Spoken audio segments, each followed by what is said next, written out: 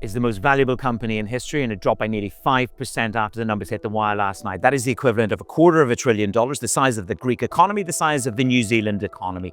When you dig into the numbers, it's the smallest percentage gain on the quarter in 2 years. That was the knock number one. Sales were up 56% at $46.7 billion, up $16 billion on last year.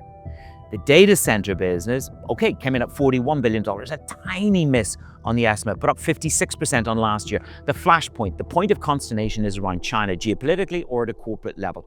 And here we go with Jensen Huang at Nvidia. The second quarter delivered zero sales of the H20 chip to China because of US restrictions. The guidance for the third quarter is $54 billion, excluding shipments of H20 chips.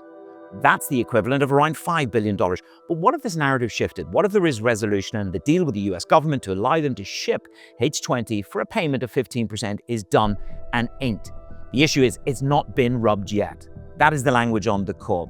Jensen Huang makes it really, really clear that China is a market that is worth $50 billion. It's growing at 50%. Yes, there is litigation risk. The AI race, as he says, is on.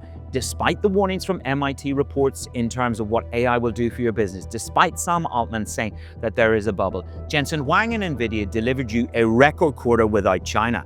And the promise from Jensen Huang is a record year without China.